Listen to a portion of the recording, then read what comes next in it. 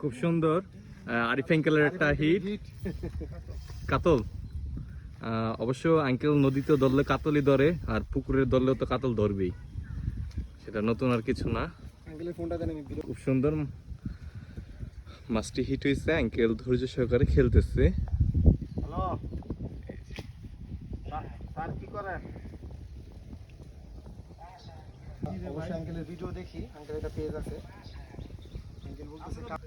আমাদের আরিফ আঙ্কেলের হিট। ছোট ছোট কার ফুরফুন আছে দুইটা লই মামনে লাগা খুব সুন্দর মাছটিকে খেলে উঠানো হচ্ছে। রুই মাছ